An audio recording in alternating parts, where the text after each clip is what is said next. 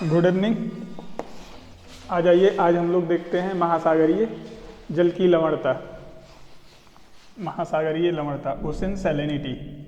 पिछले क्लास में हम लोग देखे थे महासागरीय जल का तापमान, ठीक है। आज हम लोग देखते हैं ओशन सैलिनिटी, महासागरीय लवणता। अब यहाँ महासागरीय लवणता में हम लोग यहाँ पे आपका फॉर्मेटिंग में करा दे रहा हूँ कि इसमें हम लोगों को क्या क्या देखना है। तो सबसे पहले हम लोगों को देखना है परिभाषा कि महासागरीय लवणता कहते किसको हैं, किसको कहा जाता है, ठीक है। दूसरा जो हम लोगों को देखना है यहाँ पर कि महासागरीय लवणता का संगठन, ठीक है, कंपोजिशन ऑफ सैलिनिटी, यानी कि कौन कौन से जो महासागरीय जल की जो महासागरों में जो लवण की मात्रा है उसमें कौन कौन से कंपोनेंट पाए जाते हैं, ठीक है। तो संगठन, ठीक है। इसके बाद हम लोगों को देखना है यहाँ पर महासागरीय लवणता को प्रभावित करने वाले कारक। महासागरीय लवणता को प्रभावित करने वाले कारक।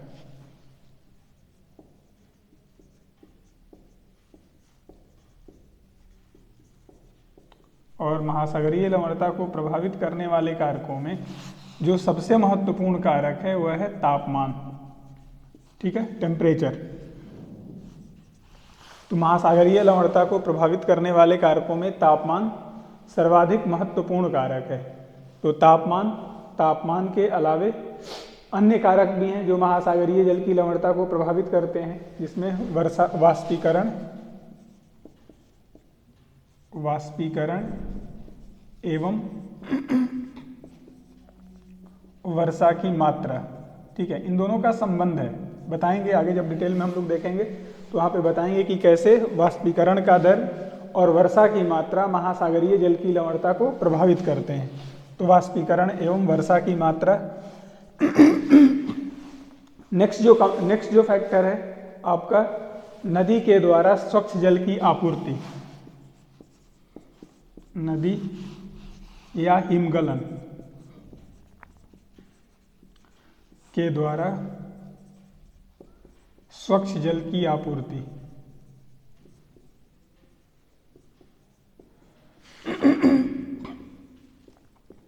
ठीक है।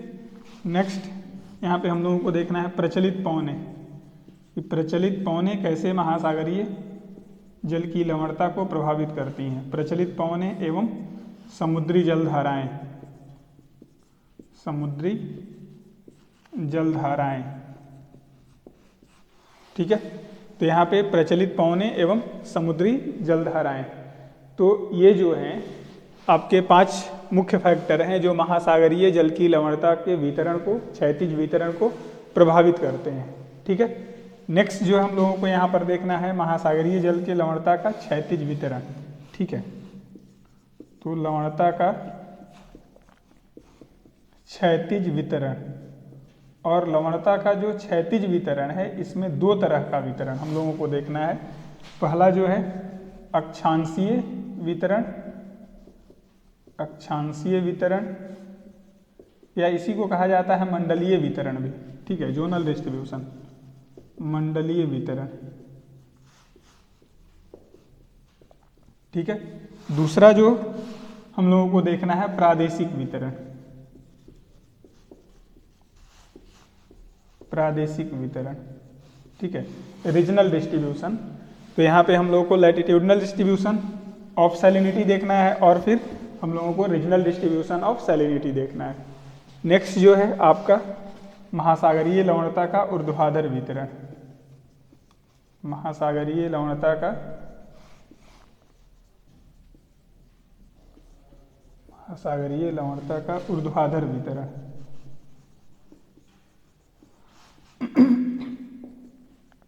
Vertical distribution of salinity. Clear हो गया। तो यहाँ इतने टॉपिक को हम लोगों को देखना है, यहाँ पर इस टॉपिक के अंतर्गत इतने पार्ट को हम लोगों को कवर करना है। क्लियर हो गया। देखिए ये टॉपिक जो है आपका पीटी और मेंस दोनों के पॉइंट ऑफ व्यू से इम्पोर्टेंट है। पीटी के यूपीएससी पीटी के पॉइंट ऑफ व्यू से भी ये टॉपिक इम्पोर्टेंट है और यूपीएससी मेंस के भी पॉइंट ऑफ व्यू से इस टॉपिक का इंपॉर्टेंस है। ठीक है, इसी तरह से अगर बीपीएससी की हम बात करें तो बीपीएससी में ये टॉपिक आपका पीटी के पॉइंट ऑफ व्यू से इस टॉपिक का ज़्यादा इंपॉर्टेंस है, मेंस के पॉइंट ऑफ व्यू से इस टॉपिक का इंपॉर्टेंस नहीं है। ठीक है, तो यूपी स्पेशली ये यूपीएससी का ही टॉपिक है, यूपीएससी के पॉइंट ऑफ व्यू से पीटी और मेंस दोनों के लिए समान रूप से टॉपिक उपयोगी है, जबकि बीपीएससी के लिए केवल पीटी के लिए उपयोगी है, मेंस के लिए इस टॉपिक का इंपॉर्टेंस नहीं है, उपयोगिता कम है या नहीं के बराबर है। ठीक है, आ जाइए हम लोग टॉपिक शुरू करते हैं।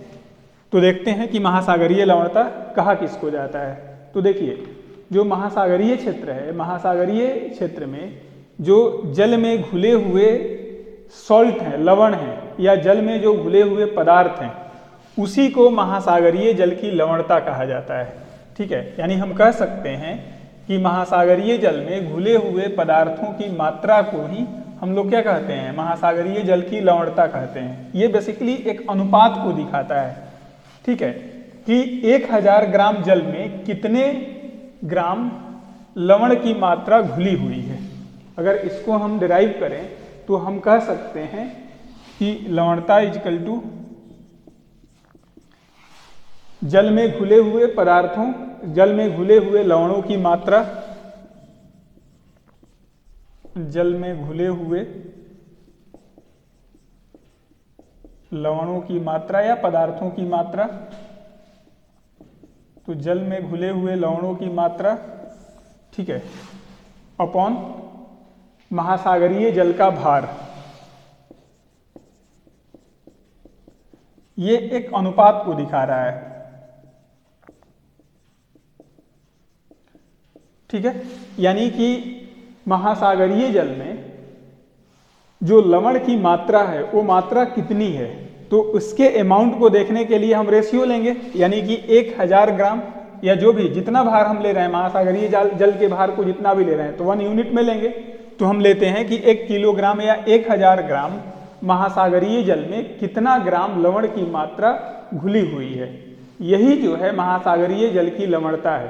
तो ये क्या कर रहा है, अनुपात को दिखा रहा है, ये एक संबंध दिखा रहा है कि 1000 ग्राम जल में कितना ग्राम लवण की मात्रा उपस्थित है या पदार्थ की मात्रा उपस्थित है। ठीक है, तो महासागरीय जल में घुले हुए पदार्थों की मात्रा को ही महासागरीय लवणता कहा जाता है, और इसको ग्राम प्रति 1000 ग्राम में व्यक्त किया जाता है। ग्राम प्रति 1000 ग्राम के रूप में इसको व्यक्त किया जाता है। ठीक है, इसका सिंबल है, ये प्रतिशत नहीं है, ये ध्यान रखिएगा। प्रतिशत में हम लोग यहाँ एक बिंदु होता है, यहाँ एक बिंदु होता है, बेसिकली ये 0 है और यहाँ 2 0 है, तो ये सिंबल है इसका। तो ये ध्यान रखिएगा कि ये प्रतिशत नहीं है, ये दिखाता है कि इस सिंबल का मतलब है, इसको पढ़ा जाता है ग्राम प्रति 1000 ग्राम। जैसे पृथ्वी जो महासागरीय क्षेत्र का जो औसत लवणता है, तो यहाँ औसत जो औसत लवणता है वो लगभग 35 ग्राम प्रति 1000 ग्राम के आसपास है। तो पृथ्वी की जो औसत लवणता, पृथ्वी की औसत लवणता का सेंस है जो पूरे पृथ्वी पे जो महासागर है, तो महासागरीय भाग की जो औसत लवणता है वो 35 ग्राम प्रति 1000 ग्राम के बराबर है। ठीक है, तो औसत लवणता जो है ये 35, तो 35 को हम लोग पढ़ेंगे 35 नहीं, 35 ग्राम प्रति 1000 ग्राम, यानी कि 1000 ग्राम में 35 ग्राम लवणों की मात्रा घुली हुई है। क्लियर हो गया? तो ये है आपका लवणता की परिभाषा, यानी कि 1000 ग्राम जल में घुले हुए लवणों की मात्रा या पदार्थों की मात्रा को ही महासागरीय जल की लवणता कहा जाता है या लवणता कहा जाता है। ठीक है, जिसे प्रति 1000 ग्राम के रूप में व्यक्त किया जाता है, या हम कह सकते हैं कि महासागरीय जल की लवणता जल में घुले हुए लवणों की मात्रा और महासागरीय जल के भार का अनुपात होता है। ठीक है, और इसे ग्राम प्रति 1000 ग्राम के रूप में व्यक्त किया जाता है। इतनी बात क्लियर हो गई। अब हम लोग देखते हैं महासागरीय जल का संघटन। ठीक है, कि महासागरीय भाग में जो लवण है, सॉल्ट है, उसमें किस किस सॉल्ट का कंपोजिशन क्या है। तो हम लोग संगठन को देखते हैं। तो देखिए, दूसरा जो है यहाँ पे हम लोग संगठन देखते हैं। अब संगठन में जो सबसे ज़्यादा जिस लवण का अनुपात है वह है आपका सोडियम क्लोराइड। संगठन तो सबसे पहला जो लवण है वह है आपका सोडियम क्लोराइड, और लगभग इसका जो परसेंटेज है, सोडियम क्लोराइड का जो परसेंटेज है ये लगभग 77.8% है। आप देख रहे हैं कि लगभग 2/3 से अधिक, यानी कि हम मान लें कि 35 ग्राम औसत लवणता है महासागरीय जल का, तो इस 35 ग्राम में से मैक्सिमम पार्ट किसका है, सोडियम क्लोराइड का है। 77.8% जो है ये लगभग सोडियम क्लोराइड है इसमें से, ठीक है। अब ग्राम में आप निकाल सकते हैं, आप अगर इसको 100% मान लेते हैं 35 को, तो इसका 77.8% कितना होगा आप निकाल सकते हैं। तो सबसे ज़्यादा जिस लवण की मात्रा है महासागरों में वो है सोडियम क्लोराइड। दूसरा जो यहाँ पे लवण की मात्रा है वह है आपका मैग्नीशियम क्लोराइड। मैग्नीशियम क्लोराइड, और मैग्नीशियम क्लोराइड की मात्रा जो है ये लगभग आपका 10.9% है। तो आप देख रहे हैं कि अचानक जो है सबसे ज़्यादा मात्रा किसकी है, सबसे ज़्यादा किसका अनुपात है, सोडियम क्लोराइड का। और आप देख रहे हैं कि ये लगभग 2/3 से अधिक है, और 2/3 से अधिक के बाद इसकी मात्रा है दूसरा जो है, तो ये केवल 10.9% है मैग्नीशियम क्लोराइड। तीसरा जो यहाँ पे लवण है वह है आपका मैग्नीशियम सल्फेट।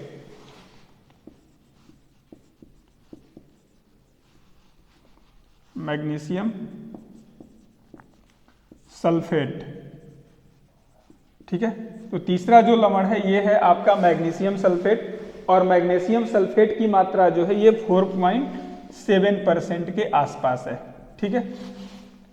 ये प्रतिशत में हम दिखा रहे हैं, भार नहीं है, ये ध्यान रखिएगा, इसलिए मैं परसेंटेज यहाँ लिख रहा हूँ, यानी कि इनका परसेंटेज ये है, भार नहीं है। भार अलग होगा, भार जब लिखते तो हम इस फॉर्म में लिखते, तो ये ध्यान रखिएगा आप लोग, ये प्रतिशत को दिखा रहा है। तो सोडियम क्लोराइड का जो परसेंटेज है वो 77.8% है, मैग्नीशियम क्लोराइड 10.9% और मैग्नीशियम सल्फेट जो है 4.7%। ये देखिए क्रम जो है यहाँ डिसेंडिंग ऑर्डर में जो क्रम है ये बहुत इंपॉर्टेंट है, पीटी के पॉइंट ऑफ व्यू से ये बहुत इंपॉर्टेंट पार्ट है। सीधे आपसे क्वेश्चन यहाँ करेगा कि पृथ्वी की औसत लवणता या महासागरीय भाग की औसत लवणता कितनी है, तो महासागरीय भाग की औसत लवणता जो है 35 या इसी को 35.1 भी माना जाता है, तो लगभग 35 आप मान करके चलिए, तो 35 ग्राम प्रति 1000 ग्राम है, ठीक है। एक तो सिंपल क्वेश्चन यहाँ से बनेगा। दूसरा क्वेश्चन बनेगा कि महासागरीय जल में पाए जाने वाले लवणता की मात्रा के आधार पर इनको आरोही क्रम या अवरोही क्रम में सजाइए, ठीक है, ऐसे भी क्वेश्चन पूछता है। या सबसे अधिक किस लवण की मात्रा है, ऐसे क्वेश्चन करेगा।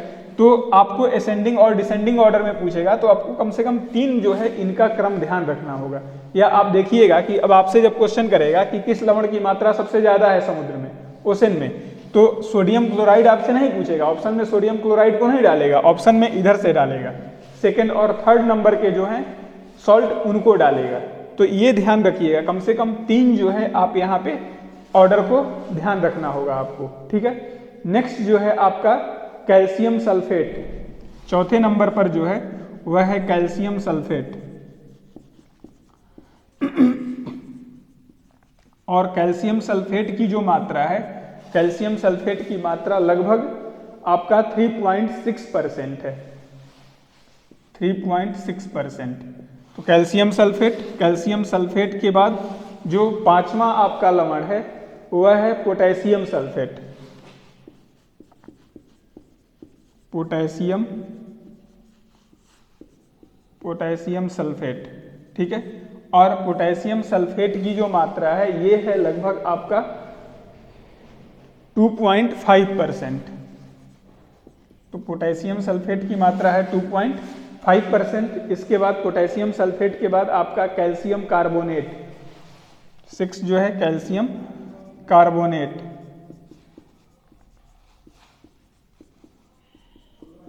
कैल्शियम कार्बोनेट, और कैल्शियम कार्बोनेट की जो मात्रा है वो लगभग आपका है 0.3%,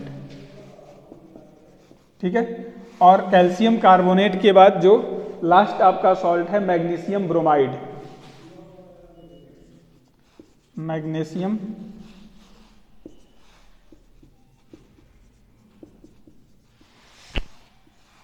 मैग्नीशियम ब्रोमाइड,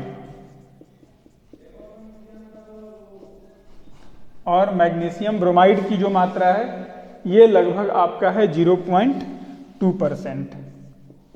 ठीक है, तो ये आपका डिसेंडिंग ऑर्डर में ये सॉल्ट की मात्रा है। इनका परसेंटेज क्या है ओशन में, इसको हम लोगों ने देखा यहाँ पर। क्लियर हो गया? तो आप यहाँ पे इनके डिसेंडिंग ऑर्डर को जरूर ध्यान रखिए, कम से कम ऊपर से 3-4 को जरूर आपको ध्यान रखना होगा जो मेजर आपके सॉल्ट हैं। तो ये था आपका संगठन। अब हम लोगों को देखना है कि महासागरीय लवणता को प्रभावित करने वाले कौन कौन से कारक हैं।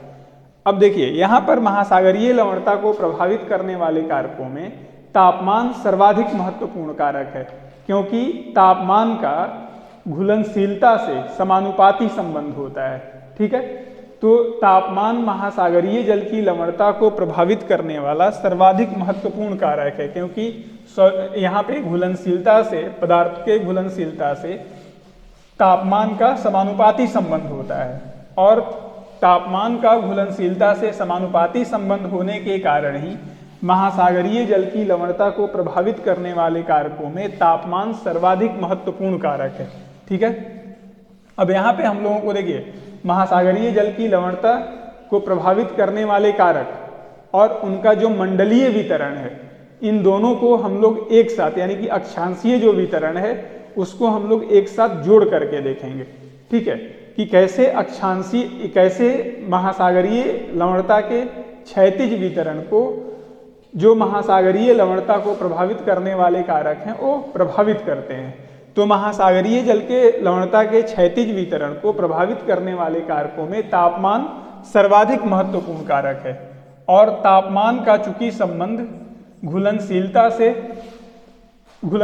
से है, यानी कि घुलनशीलता से इसका कैसा संबंध होता है, समानुपाती संबंध होता है।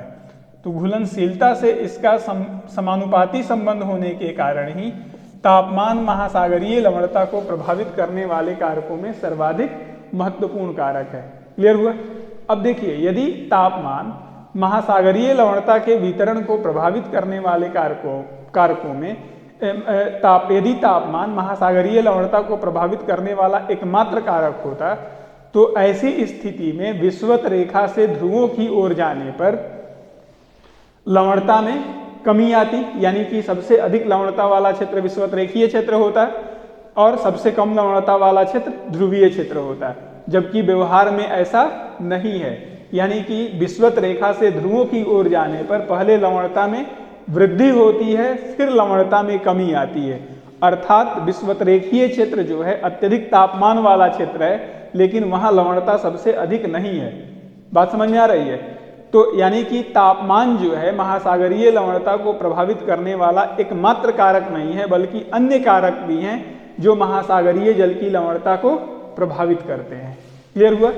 तो अगर हम सामान्य तौर पर देखें तो जिस क्षेत्र में तापमान अधिक होगा, तो तापमान का चूंकि घुलनशीलता से समानुपाती संबंध है, तो जहां तापमान अधिक होगा वहां पर लवणता अपेक्षाकृत अधिक होगी। लेकिन यदि केवल तापमान महासागरीय लवणता के वितरण को प्रभावित करने वाला एकमात्र कारक होता, तो ऐसी स्थिति में अत्यधिक तापमान वाले विषुवत रेखीय क्षेत्र के महासागरीय भाग की लवणता सबसे अधिक होती, जबकि ऐसा नहीं है। क्लियर हुआ? इसका मतलब है, इसका तात्पर्य यह है कि महासागरीय तापमान के अलावे अन्य कारक भी हैं जो महासागरीय जल की लवणता को प्रभावित करते हैं। और अन्य कारक जो हैं उसमें दूसरा जो कारक है आपका वर्षा की मात्रा और वाष्पीकरण का दर, यानी कि वाष्पीकरण का दर और वर्षा की मात्रा, ये भी महासागरीय जल की लवणता को प्रभावित करते हैं। ठीक है, इनके संबंध को हमको देखना है। तीसरा, जहां पर स्वच्छ जल की आपूर्ति होती है, यानी कि जहां जो नदी का मुहाना है, तो जहां नदी का मुहाना होगा, जहां नदियां आकर के स्वच्छ जल की आपूर्ति करती हैं, वहां पर मुहाने के पास अन्य क्षेत्रों के अपेक्षा लवणता कम होती है, क्योंकि वहां पर नदी के द्वारा स्वच्छ जल की आपूर्ति होती है। इसी प्रकार से हिमगलन के द्वारा, आइस मेल्टिंग के द्वारा भी स्वच्छ जल की आपूर्ति जिस क्षेत्रों में होगी वहां पर लवणता अपेक्षाकृत कम होगा। ठीक है, फिर प्रचलित पवनों का प्रभाव भी, प्रचलित पवनें भी महासागरीय जल की लवणता को प्रभावित करती हैं और समुद्री जलधाराएं भी करती हैं। तो कैसे करती हैं, इसके हम लोग मंडलीय वितरण के साथ इनको ऐड करके देखेंगे। ठीक है, तो हेडिंग डालिए महासागरीय जल की लवणता का अक्षांशीय वितरण या मंडलीय वितरण। ठीक है, तो आ जाइए महासागरीय जल की लवणता का महासागरीय जल की लवणता का अक्षांशीय या मंडलीय वितरण, अक्षांशीय या मंडलीय वितरण। ठीक है, अब हम लोग देखते हैं महासागरीय जल की लवणता का अक्षांशीय या मंडलीय वितरण। इसमें सबसे पहले हम लोग देखते हैं विषुवतरेखीय प्रदेश को। तो विषुवतरेखीय प्रदेश जो है, अब विषुवतरेखीय क्षेत्र, तो विषुवतरेखीय प्रदेश का औसत वार्षिक तापमान अधिक होता है। ठीक है, औसत वार्षिक तापमान यहाँ सर्वाधिक है, तापमान अधिक है। तो टेम्परेचर के तापमान के अधिक होने के साथ साथ यहाँ एटमॉस्फेरिक प्रेशर, ठीक है, वायु दाब भी क्या होता है, यहाँ तापमान अधिक होने के कारण एटमॉस्फेरिक प्रेशर वायुमंडलीय दाब अपेक्षाकृत कम होता है। ठीक है, अब देखिए तापमान यहाँ फैक्टर है, तापमान सबसे अधिक है, तो तापमान सबसे अधिक है तो इस क्षेत्र का औसत लवणता सबसे अधिक होना चाहिए, लेकिन व्यवहार में ऐसा नहीं है, यानी कि यहाँ अदर फैक्टर जो है उनकी डोमिनेंसी अधिक है। तो आपको पता है कि विषुवतरेखीय क्षेत्र जो है यहाँ पर तापमान सबसे अधिक होने के साथ साथ यहाँ वायु दाब सबसे कम होता है, और वायु दाब कम होने का कारण क्या है कि यहाँ वायु गर्म होकर के ऊपर उठती है, वायु का आरोहण होता है, और वायु के अत्यधिक तापमान के कारण, वायु के आरोहण के कारण ही यहाँ संवहनीय वर्षा होती है, यानी कि ये अत्यधिक तापमान के साथ साथ सबसे अधिक वर्षा वाला क्षेत्र भी है, यानी कि इस क्षेत्र में वायुमंडलीय आर्द्रता क्या होगी, सर्वाधिक होगी। तो यहाँ पर इस क्षेत्र में वायुमंडलीय आर्द्रता सर्वाधिक होती है, और वायुमंडलीय आर्द्रता के सर्वाधिक होने का तात्पर्य क्या हुआ कि इस क्षेत्र में वर्षण का दर या वर्षा की मात्रा यहाँ क्या होगी, वाष्पीकरण के दर से, यहाँ वायुमंडलीय आर्द्रता सर्वाधिक होगी, वाष्पीकरण की मात्रा, वर्षा की मात्रा वाष्पीकरण के दर से क्या होगा, अधिक होगा। तो जितना वाष्पीकरण होगा उससे ज्यादा यहाँ वर्षा होती है, क्योंकि आप जानते हैं कि ये विषुवतरेखीय क्षेत्र जो है अत्यधिक तापमान के साथ साथ यहाँ सबसे अधिक वर्षा भी होती है, सर्वाधिक वर्षा वाला क्षेत्र है, और यहाँ अत्यधिक तापमान के कारण ही यहाँ संवहनीय वर्षा होती है और पूरे वर्ष वर्षा होती है। तो लगभग यहाँ औसत वार्षिक वर्षा जो है 250 सेंटीमीटर या उससे अधिक होता है। तो यहाँ वर्षा की मात्रा अधिक है वाष्पीकरण के दर से। जब वर्षा की मात्रा अधिक होगी तो ऐसी स्थिति में यहाँ स्वच्छ जल की आपूर्ति होती है, जिसके कारण यहाँ अपेक्षाकृत लवणता क्या है, कम होता है। ठीक है, तो यहाँ पर लवणता कम होगा, और यहाँ जो है लगभग इस क्षेत्र में लवणता औसत लवणता के बराबर होता है, लगभग यहाँ 34 से 35 ग्राम प्रति 1000 ग्राम के आसपास इस क्षेत्र में लवणता पाई जाती है। क्लियर हुआ? तो विषुवतरेखीय क्षेत्र जो है ये औसत लवणता वाला क्षेत्र है। क्यों? क्योंकि यहाँ अत्यधिक तापमान के बावजूद भी इस क्षेत्र में वर्षा की मात्रा अधिक होती है, और वर्षा की मात्रा का दर वाष्पीकरण के दर से अधिक होता है, जिसके कारण यहाँ स्वच्छ जल की आपूर्ति होती है, जिससे यहाँ लवणता अपेक्षाकृत कम रहता है। कम का मतलब है कि यहाँ लगभग औसत लवणता के आसपास इस क्षेत्र में लवणता पाई जाती है। क्लियर हो गया? ये था आपका विषुवतरेखीय प्रदेश। अब दूसरा हम लोग देखते हैं उपोष्णकटिबंधीय प्रदेश, यानी कि जो आपका 30 डिग्री के आसपास का जो क्षेत्र है। तो आते हैं हम लोग उपोष्णकटिबंधीय क्षेत्र को देखते हैं। तो सेकंड जो है आपका उपोष्णकटिबंधीय प्रदेश, उपोष्णकटिबंधीय प्रदेश। ठीक है, अब उपोष्णकटिबंधीय प्रदेश में तापमान अधिक होता है। आपको पता है कि इस क्षेत्र का तापमान तो अधिक होगा, लेकिन तापमान अधिक होने के साथ साथ यहाँ पर वायु दाब भी अधिक होता है। जो 30 डिग्री का एरिया है वहाँ तापमान अधिक होगा, और तापमान अधिक होने के साथ साथ यहाँ एटमॉस्फेरिक प्रेशर भी क्या होता है, हाई होता है। एटमॉस्फेरिक प्रेशर के अधिक होने का कारण क्या है, यहाँ उच्च वायु दाब का क्षेत्र है। यहाँ हम कह सकते हैं कि ये लो प्रेशर एरिया है, और ये जो है ये हाई प्रेशर का एरिया है। तो उच्च वायु दाब यहाँ अधिक होने का कारण क्या है कि आपको ध्यान होगा, आपको बताए हैं कि जो विषुवत रेखा से पवन गर्म होकर के ऊपर उड़ती है, जो वायु विषुवत रेखा से गर्म होकर के ऊपर उड़ती है, वो वायु पृथ्वी के घूर्णन गति के प्रभाव के कारण 30 डिग्री के पास आकर के नीचे अवतलित होने लगती है। और जब पवन नीचे अवतलित होती है तो पवन के अवतलित होने के कारण यहाँ अत्यधिक तापमान के बावजूद भी उच्च वायुदाब का विकास होता है। क्लियर है? अब देखिए, यहाँ जब उच्च वायुदाब का विकास होगा तो आपको पता है कि जब वायु नीचे अवतलित हो रही है, नीचे ऊपर से नीचे वायु का अवरोहण हो रहा है, तो वायु के अवरोहण के कारण यहाँ रुद्धोष्म ऊष्मण की प्रक्रिया होती है, और रुद्धोष्म ऊष्मण के कारण एडियाबेटिक हीटिंग के कारण यहाँ पर वर्षा के लिए प्रतिकूल स्थिति उत्पन्न हो जाती है, यानी कि वर्षा नहीं होगी, प्रतिचक्रवातीय दशा उत्पन्न होती है, वर्षा इस क्षेत्र में नहीं होती है, कम होती है।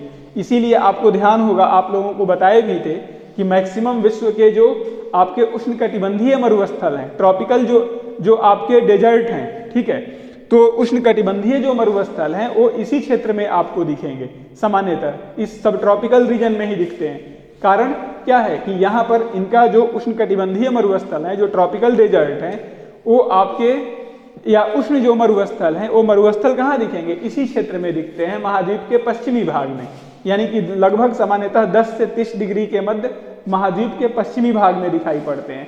तो ये क्षेत्र जो है ये कम वर्षा वाला क्षेत्र है, यहाँ वर्षा औसत से काफी कम होती है, औसत से कम वर्षा का क्षेत्र है। और इसका कारण क्या है कि यहाँ पर अत्यधिक तापमान के बावजूद भी वायु के अवतलित होने के कारण यहाँ उच्च वायुदाब का विकास हो जाता है, और वायु जब अवतलित होती है तो ऐसी स्थिति में रुद्धोष्म ऊष्मण के कारण वर्षा के लिए प्रतिकूल स्थिति उत्पन्न हो जाती है।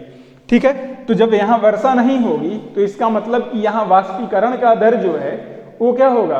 वर्षा की मात्रा से अधिक होगा। क्लियर हुआ? तो तापमान अधिक होने के कारण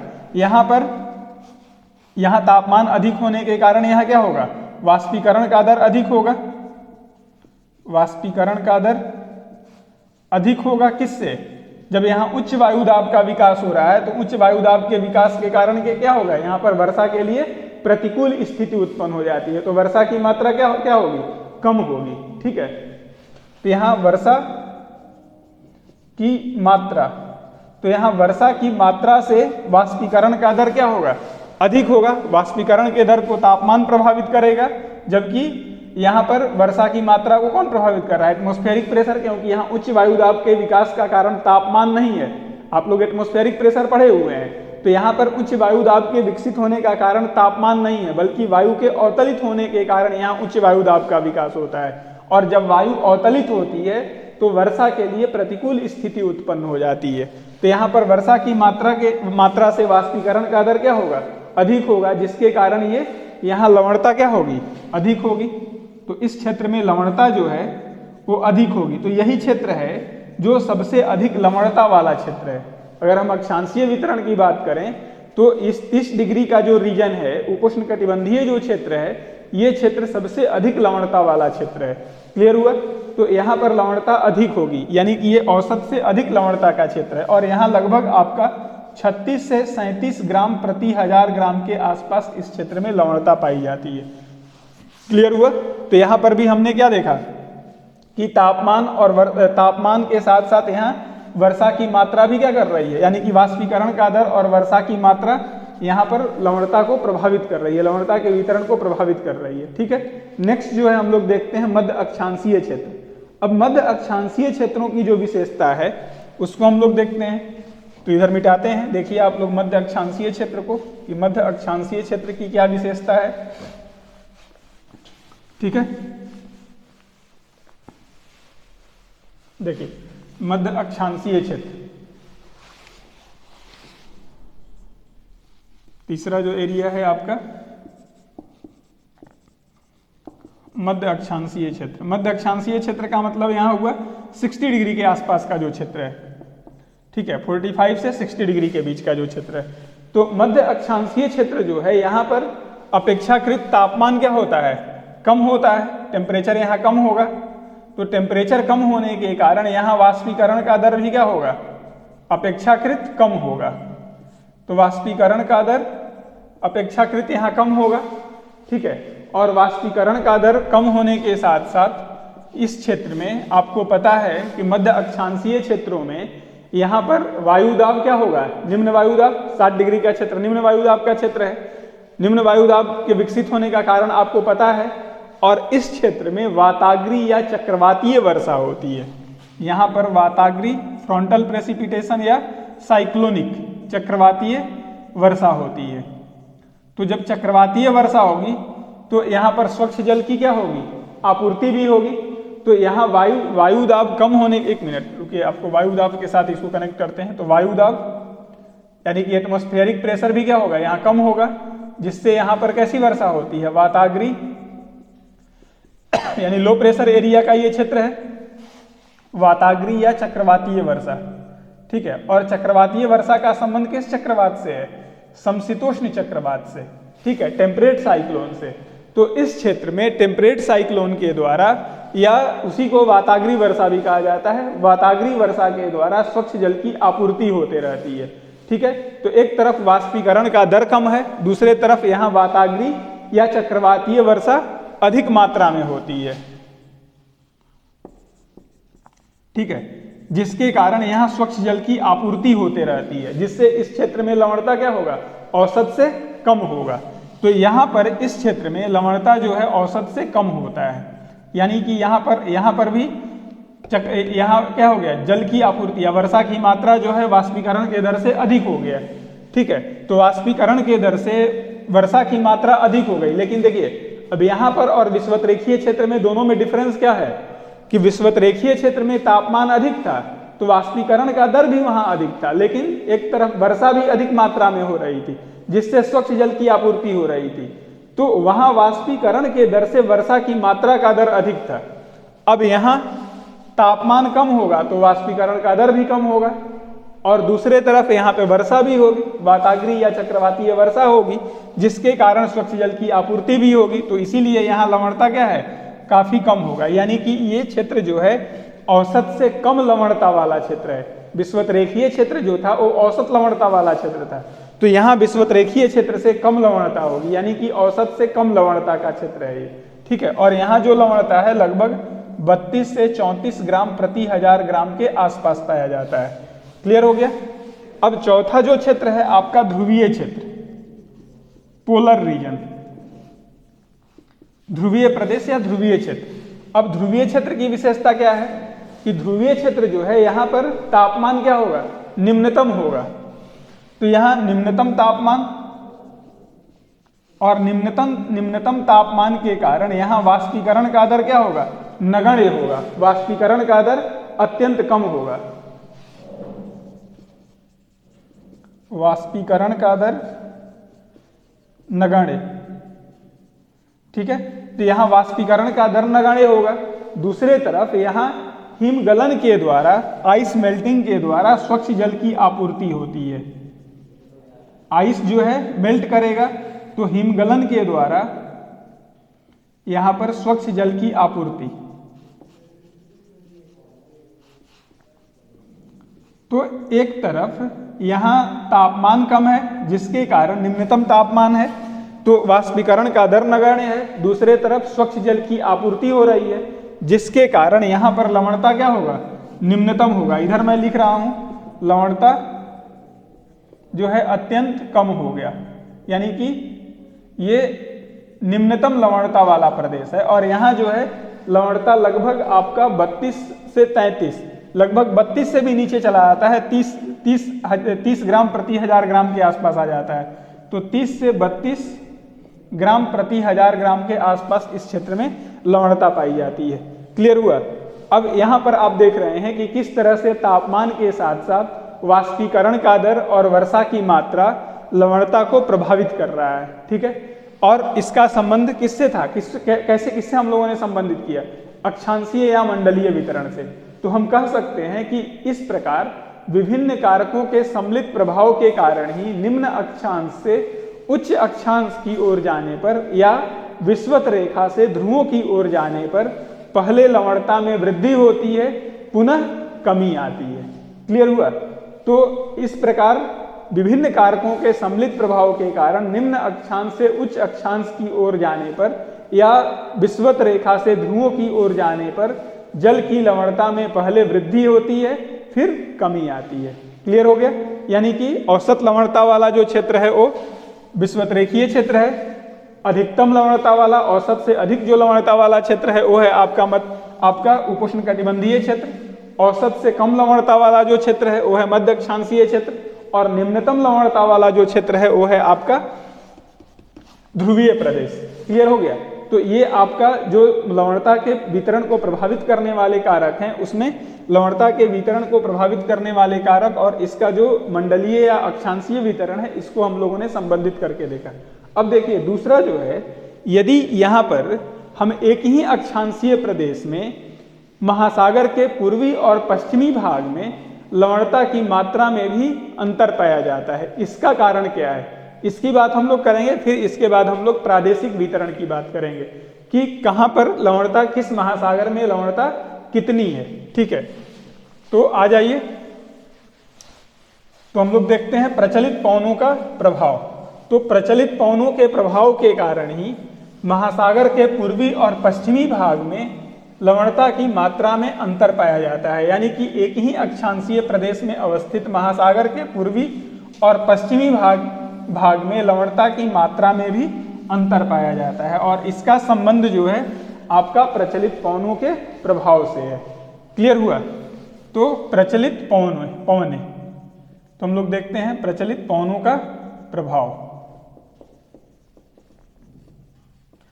ठीक है, अब देखिए आपको ध्यान होगा, हमने बताया था आपको कि यदि कोई पवन तट से अंदर की ओर आती है, ठीक है, तो जब कोई पवन तट से अंदर की ओर आती है उसको हम लोग क्या कहते हैं?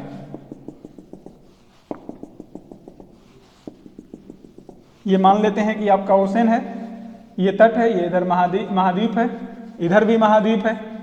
अब कोई पवन अगर इधर से इधर जा रही है, ठीक है, तो पवन जब इधर से इधर जाएगी तो यहाँ पर पवन कहाँ आ रही है, यानी यहाँ पवन स्थलीय भाग से जलीय भाग की ओर प्रवेश कर रही है, और स्थलीय भाग से जब जलीय भाग की ओर पवन प्रवेश करती है तो इसको हम लोग कहते हैं अपतट पवन। अपतट पवन, ऑफशोर विंड, ऑफशोर विंड। और आपको ध्यान होगा पहले टेम्परेचर में भी बताए थे कि जहां अपतट पवन का प्रभाव होगा तो ये पवन क्या करेगी, अपने साथ जल को प्रवाहित करके आगे ले जाएगी, जिसके कारण यहाँ जल स्तर में कमी आएगी और यहाँ जल स्तर में वृद्धि होगी। तो यहाँ का जल जब इधर जाएगा, फ्लो करेगा, तो नीचे से ऊपर की ओर क्या होगा, जल का प्रवाह होगा। तो यहाँ पर अपवेलिंग होगा, यहाँ पर अपवेलिंग होगा, और अपवेलिंग के द्वारा यहाँ स्वच्छ जल की आपूर्ति होगी। ठीक है, तो अपवेलिंग के कारण यहाँ पर स्वच्छ जल की आपूर्ति होगी, जिसके कारण यहाँ पर एक तरफ तापमान में कमी आएगा, टेम्परेचर कम होगा। ठीक है, दूसरी तरफ यहाँ सैलिनिटी में भी क्या होगी, कमी आएगी, यानी लवणता में भी कमी आएगी। तो जो अपतट पवन से प्रभावित महासागरीय क्षेत्र में अपवेलिंग के कारण जहां तापमान कम होता है वहीं लवणता की मात्रा में भी कमी आती है।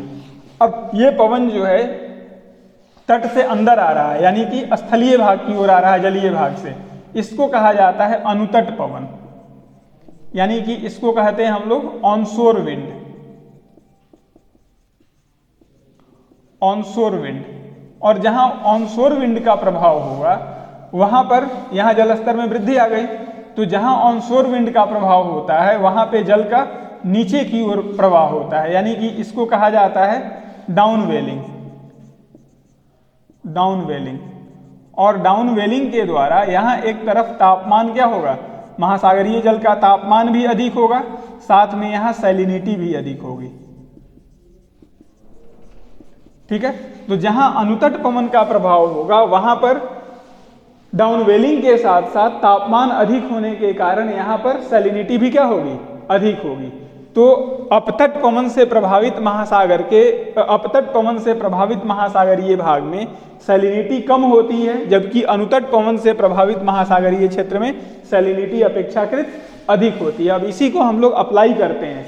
ठीक है, तो हम लोग देखते हैं कि किससे ट्रेड विंड से प्रभावित क्षेत्र और आपका वेस्टर्ली से प्रभावित क्षेत्र में कैसे लवणता की मात्रा में अंतर पाया जाता है। ये बात क्लियर हो गई। तो अपतट और अनुतट पवन के प्रभाव को हम लोग इसको अब इस एप्लीकेशन को हम लोग अप्लाई करते हैं अक्षांशीय वितरण पर, कि कैसे एक ही अक्षांशीय क्षेत्र में अवस्थित महासागर के पूर्वी और पश्चिमी भाग के तापमान में एक ही अक्षांशीय क्षेत्र में अवस्थित महासागर के पूर्वी और पश्चिमी भाग में लवणता की मात्रा में कैसे अंतर पाया जाता है। ठीक है, तो देखिए ये हो गया आपका, मान लेते हैं ओशन है, इधर लैंड है, सपोज करिए इधर भी लैंड है, ये आपका इक्वेटर 0 डिग्री, ये हो गया आपका 30 डिग्री नॉर्थ, इधर हो गया 60 डिग्री नॉर्थ, यहां हो गया 30 डिग्री साउथ, इधर हो गया 60 डिग्री साउथ।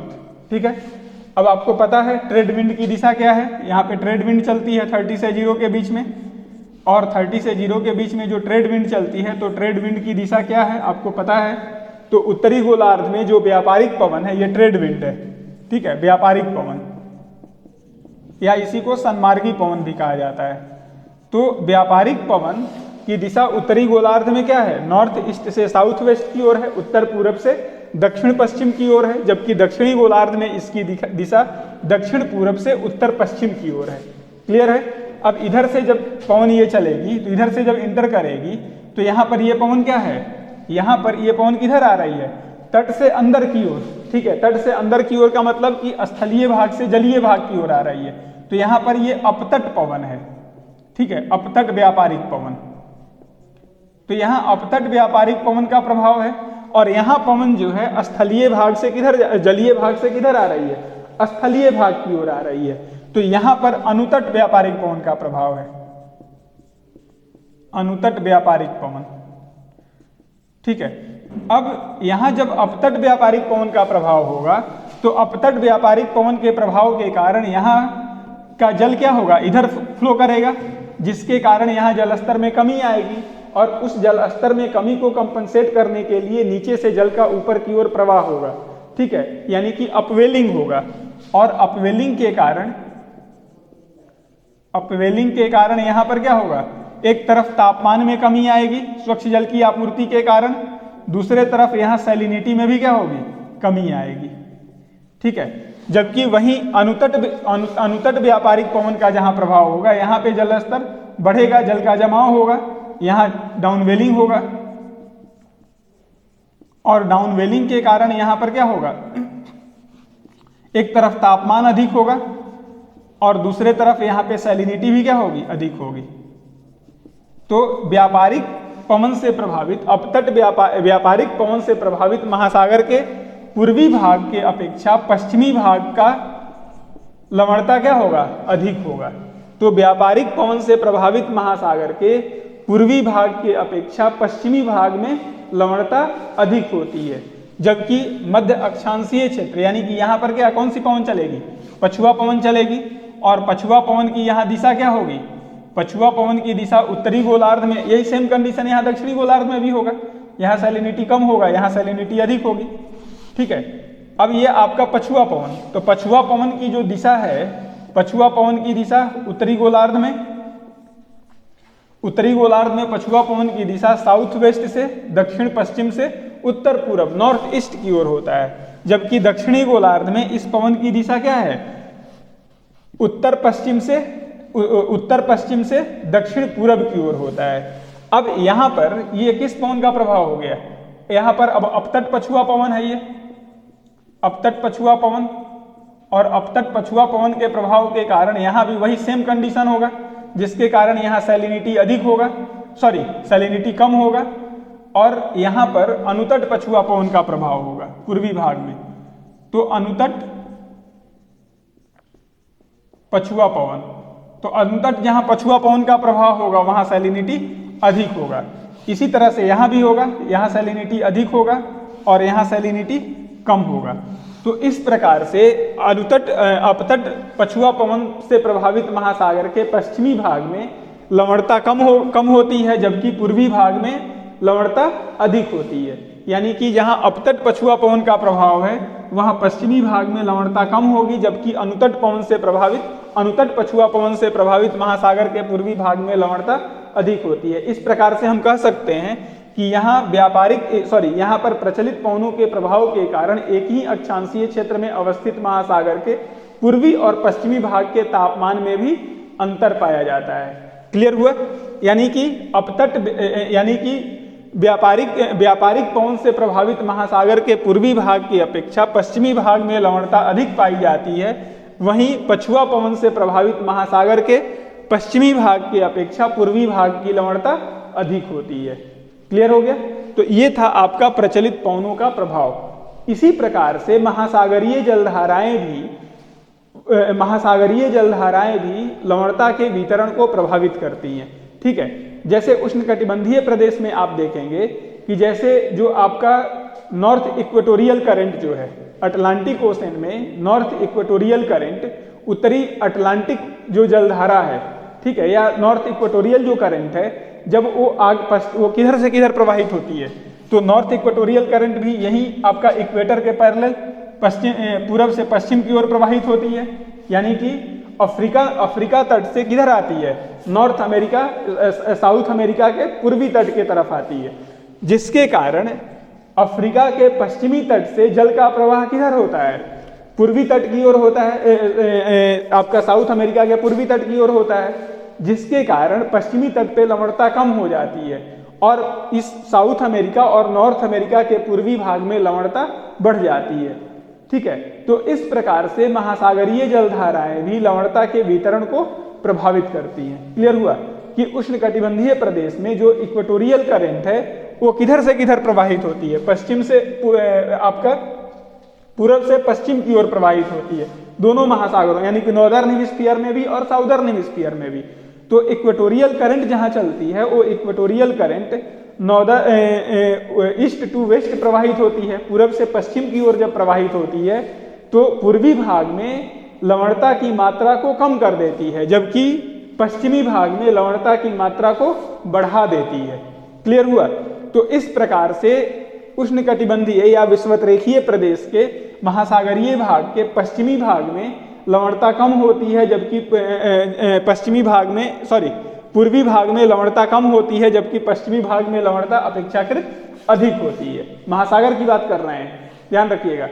तो महासागरीय यानी कि विषुवतरेखीय प्रदेश का जो महासागरीय क्षेत्र है तो उसके पूर्वी भाग में लवणता कम होगी और पश्चिमी भाग में लवणता अधिक होती है। इसका कारण क्या है? यहाँ पर जो इक्वेटोरियल करंट चल रही है, इक्वेटोरियल करंट के प्रभाव के कारण यहाँ पूर्वी और पश्चिमी भाग की लवणता की मात्रा में अंतर पाया जाता है। इसी प्रकार से यही इक्वेटोरियल जो आप करंट है आपका, जब ये equatorial current gulf of Mexico में प्रवेश करती है तो गल्फ ऑफ मैक्सिको में प्रवेश करके गल्फ ऑफ मैक्सिको की लवणता को ये बढ़ा देती है और वही आगे इसी का नाम हो जाता है, जो इसी का एक्सटेंशन है, जो नॉर्थ इक्वेटोरियल करंट है अटलांटिक ओशन की, उसी का जब आगे नॉर्थ की ओर जब जाती है तो उसी को कहा जाता है गल्फ स्ट्रीम। ठीक है, तो वो आगे के क्षेत्र की भी लवणता को बढ़ाती है। तो यही नॉर्थ इक्वेटोरियल करंट जब गल्फ ऑफ मैक्सिको में प्रवेश कर जाती है तो गल्फ ऑफ मैक्सिको के भी लवणता को बढ़ा देती है। तो इस प्रकार से महासागरीय जलधाराएं भी लवणता के वितरण को प्रभावित करती हैं। क्लियर हो गया? तो ये था आपको लवणता के वितरण को प्रभावित करने, लवणता के क्षैतिज वितरण को प्रभावित करने वाले कारक। ठीक है, अब हम लोग देखते हैं लवणता का यहाँ प्रादेशिक वितरण। तो हेडिंग डालिए लवणता का प्रादेशिक वितरण। ठीक है, तो हम लोग देखते हैं लवणता का प्रादेशिक वितरण।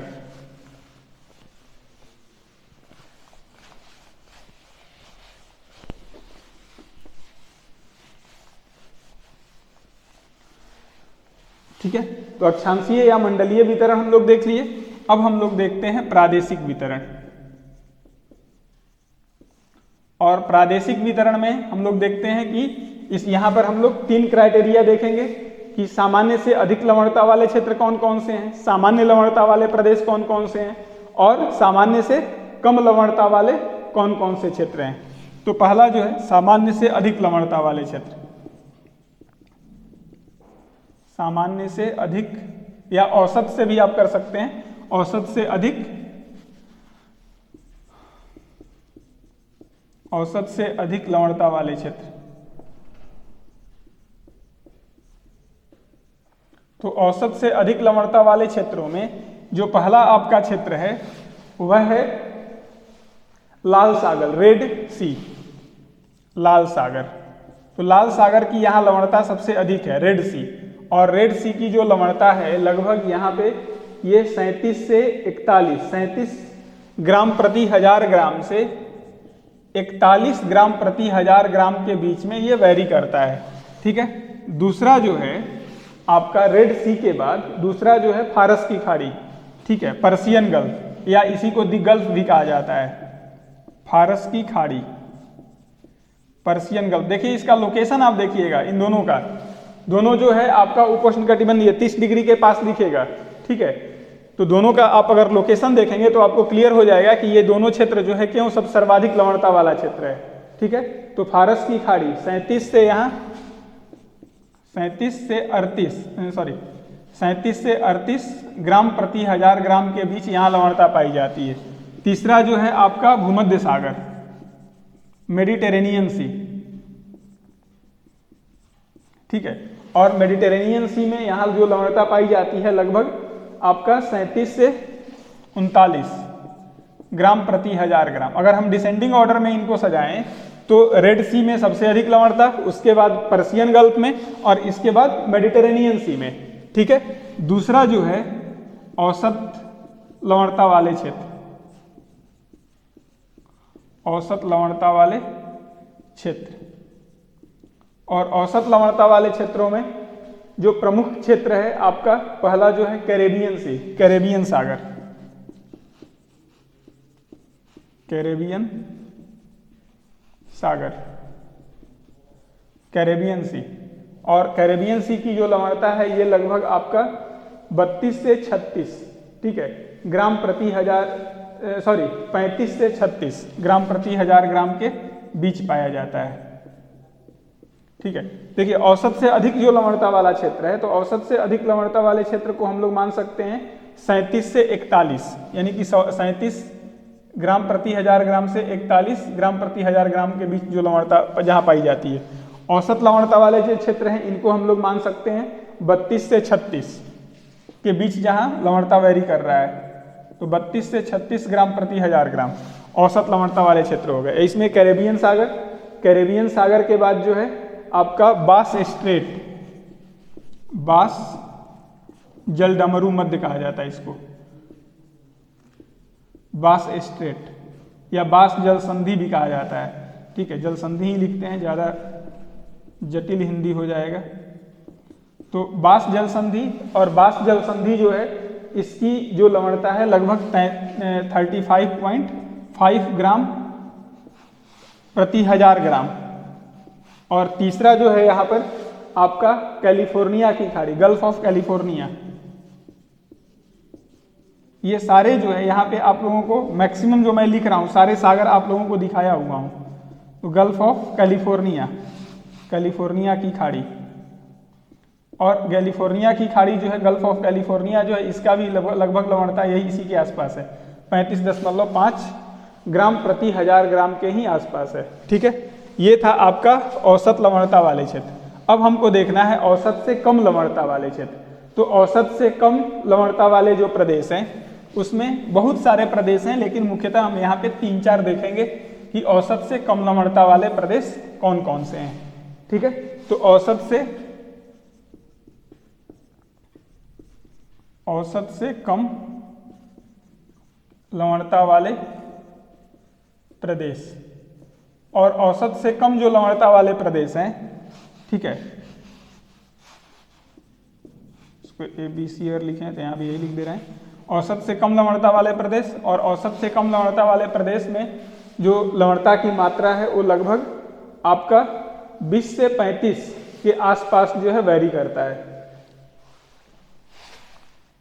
20 से 35 के आसपास जो है ये वेरी करता है। तो औसत से कम लवणता वाले प्रदेश में पहला जो है आर्कटिक सी, ठीक है, आर्कटिक ओशन, आर्कटिक सागर, ठीक है, आर्कटिक सी, आर्कटिक सागर या आर्कटिक ओशन भी कह सकते हैं, आर्कटिक महासागर भी कह सकते हैं।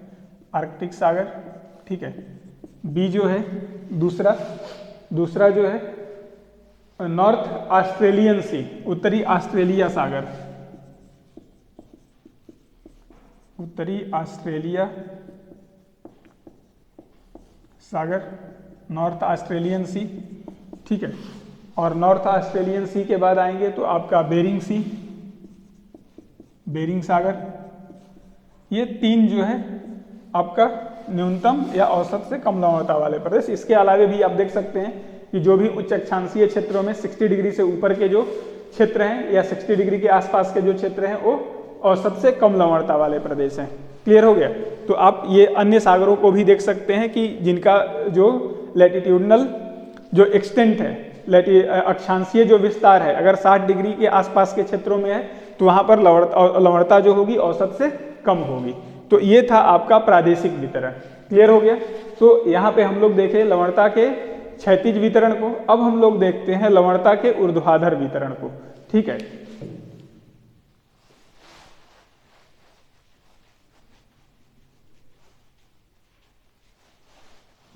ठीक है, तो आ जाइए हम लोग लवणता का ऊर्ध्वाधर वितरण देखते हैं।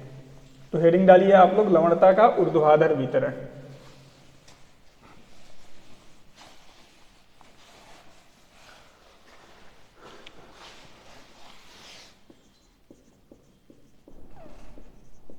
लवणता का ऊर्ध्वाधर वितरण। तो देखिए ऐसा माना जाता है जहां महासागरीय सतह पर लवणता के वितरण में स्थानिक एवं प्रादेशिक विभिन्नता पाई जाती है, वहीं ऐसा माना जाता है कि महासागरीय नितल पर सभी जगह लवणता औसत लवणता के बराबर होती है। यानी कि सभी महासागरों के नितल पर, महासागरीय नितल पर लवणता औसत लवणता के बराबर पाई जाती है। यानी कि जहां महासागरीय सतह पर लवणता के क्षैतिज वितरण में स्थानिक और प्रादेशिक विभिन्नता पाई जाती है, वहीं महासागरीय नितल पर सभी जगह लवणता औसत लवणता के बराबर पाई जाती है। ठीक है, अब मान लेते हैं कि ये महासागर है, ठीक है, ये महासागर हो गया। अब ये औसत लवणता वाला क्षेत्र जहां 35 ग्राम प्रति 1000 ग्राम लवणता है। दूसरा क्षेत्र हो गया जो औसत से अधिक लवणता वाला क्षेत्र है, मान लेते हैं कि यहाँ पे 37 से 41 ग्राम प्रति 1000 ग्राम जहां लवणता है। और दूसरा औसत से कम लवणता वाला क्षेत्र हम मान लेते हैं कि जहां पर आपका 25 से या 20 से भी हम मान सकते हैं, 20 से 35 ग्राम प्रति 1000 ग्राम के आसपास लवणता है। तो ये औसत लवणता वाला क्षेत्र हो गया, ये औसत से अधिक लवणता वाला क्षेत्र हो गया, ये औसत से कम लवणता वाला क्षेत्र हो गया। अब यहाँ जो महासागरीय नितल है, ओशन बॉटम जो है, तो ये माना जाता है कि सभी जगह सभी महासागरों में नितल पर लवणता औसत लवणता के बराबर पाई जाती है। यानी कि यहाँ जो लवणता होगी लगभग 35 ग्राम प्रति 1000 ग्राम के आसपास होगी। ठीक है, तो जहां औसत लवणता वाला जो क्षेत्र है वहां पर जब हम सतह से अंदर की ओर जाएंगे तो लवणता में नगण्य दर से परिवर्तन होगा, लवणता में कोई विशेष परिवर्तन नहीं आएगा। जबकि औसत से अधिक लवणता वाले क्षेत्रों की ओर हम जाएं, औसत से अधिक लवणता वाले क्षेत्र में सतह से अंदर की परतों में जाने पर लवणता की मात्रा में कमी आएगी। ठीक है, वहीं औसत से कम लवणता वाले जो क्षेत्र हैं वहां पर यदि हम सतह से अंदर की ओर जाएंगे तो लवणता में क्या होगी, वृद्धि होगी। बात समझ में आ रही है।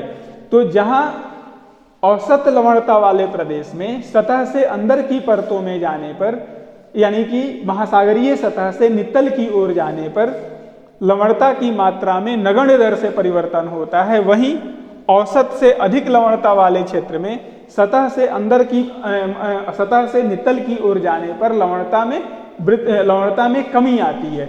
जबकि औसत से कम लवणता वाले क्षेत्र में सतह से अंदर की ओर जाने पर, यानी नितल की ओर जाने पर लवणता में कमी के बजाय लवणता में वृद्धि होती है। क्लियर हो गया।